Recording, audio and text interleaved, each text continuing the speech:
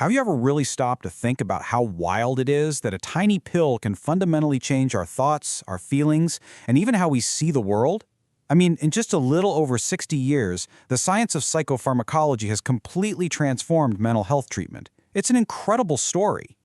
So that's the big question we're digging into. How can a little pill do all that? We're going to explore the science behind the drugs that treat everything from psychosis to anxiety and see how they work inside the most complicated thing we know of in the entire universe, the human brain. All right, so here's our game plan. We'll kick things off with a little history, then we'll dive into the main types of medications: antipsychotics, antidepressants, mood stabilizers, and the ones for anxiety. And then we'll wrap up by looking at what it all means for the future. To really get a grip on where we are now, we've got to look back at where we came from. Trust me, the history of treating mental illness isn't just some boring timeline. It's a pretty dramatic story that takes us from ancient herbal remedies all the way to cutting-edge neuroscience. And just so you know, our guide for this whole journey is the 7th edition of A Short Textbook of Psychiatry by Neeraj Ahuja. So everything we're about to get into is grounded in some really solid evidence-based material. So what are we really talking about? The fancy term is psychopharmacology. It's basically the study of what are called psychotropic drugs.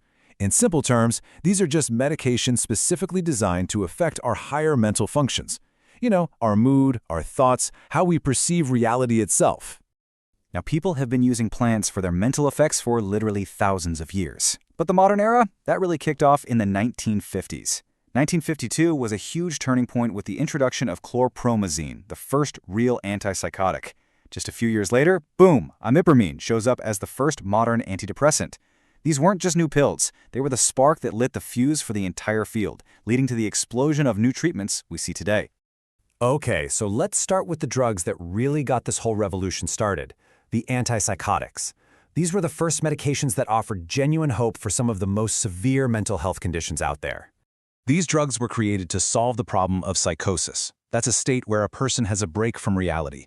This can mean things like hallucinations, hearing voices nobody else hears, or having delusions, which are these incredibly powerful false beliefs that you just can't shake. The answer, or at least the first real medical answer, came in the form of antipsychotic medications. So, how do they work? Well, the main idea is that in psychosis, there's too much activity from a brain chemical called dopamine. What antipsychotics do is block the receptors for dopamine, kind of like putting a piece of tape over a keyhole. It's like the volume on certain brain circuits is just cranked way too high, and these drugs go in and turn that volume dial way down, which calms down those overactive signals. But here's the thing, not all antipsychotics are the same. The first ones, the typicals, were really good at blocking dopamine, but they often came with some pretty serious movement-related side effects. So that led to the atypicals, or the second generation. These newer drugs target both dopamine and another chemical, serotonin. This often helps with those motor side effects, but, and there's always a but, it brought a new trade-off, a higher risk of metabolic problems like weight gain. Next up, let's shift gears to maybe the most famous class of psychotropic drugs, the antidepressants, designed to help lift the incredible weight of depressive disorders. The problem here is one that so many people around the world face: depressive disorders. And this is so much more than just feeling sad. It's a persistent, crushing condition that can rob a person of their mood, their energy, and their interest in pretty much anything. And for that, antidepressants are the main medical solution.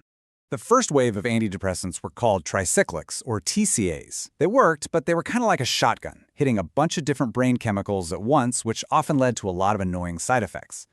The real game changer came with the SSRIs, the selective serotonin reuptake inhibitors. By being way more selective, like a sniper rifle instead of a shotgun, and focusing just on serotonin, they were just as effective but with way fewer of those pesky side effects. It was a huge leap forward for patients. So how do these SSRIs actually work? This happy mail analogy is perfect. Imagine your brain cells are sending little happy messages to each other using serotonin. Well, an SSRI works by stopping the sending cell from taking that happy mail back too quickly. It just keeps more of that serotonin hanging around in the space between the cells, giving the receiving cell a much better chance to get the good news. But mental health isn't always about just lifting a low mood. For conditions like bipolar disorder, the real challenge is trying to manage these extreme swings between the highs of mania and the lows of depression. For that, you need a totally different kind of tool: mood stabilizers. The whole point of a mood stabilizer is to smooth out those peaks and valleys, to treat the manic episodes, and most importantly, to stop future swings from happening.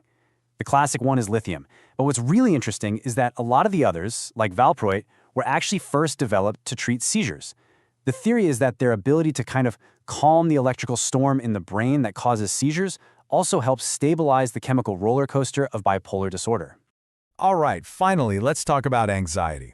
Look, it's a normal part of life, but for millions of people, it can become a totally debilitating disorder. And that's where the anxiolytics, or anti-anxiety meds, come into the picture. We're talking about anxiety that's way beyond just worrying about a test. This is the kind of anxiety that seriously gets in the way of your daily life. And for decades, the frontline solution for quick, short-term relief has been a class of drugs called benzodiazepines. So how do these things bring such a rapid calming effect? Well, they work by giving a major boost to a neurotransmitter called GABA. The easiest way to think about GABA is as your brain's natural brake pedal. It's the whoa, let's slow down signal. Benzodiazepines basically come in and just stomp on that brake pedal for you, putting the brakes on a racing, anxious brain. But, and this is a really, really big but, there is a serious catch. They work great for short-term relief, but these drugs come with a huge warning sign about using them long-term. Our source text says it loud and clear. They are fraught with the dangers of tolerance and dependence. Basically, you start needing more to get the same effect, and it can become incredibly difficult to stop taking them. So, after going through these 4 major groups of drugs, what's the big picture? What's the main takeaway from all of this? When it comes down to it, psychopharmacology is all about balance. On one side of the scale, you have these incredibly powerful medications that can offer life-changing relief from terrible suffering. But on the other side, you have the risks and the potential side effects. And that is precisely why finding that balance always requires the guidance of a trained medical professional who can figure out what's right for each specific person. It all leaves us with this final, really exciting question. We've gone from the blunt instruments of the 1950s to the much more targeted drugs we have today. As our map of the brain's crazy complex wiring gets more and more detailed, what's next? What will the next generation of treatments even look like? They'll probably be more precise, more personalized, and more effective in ways we can't even really imagine just yet.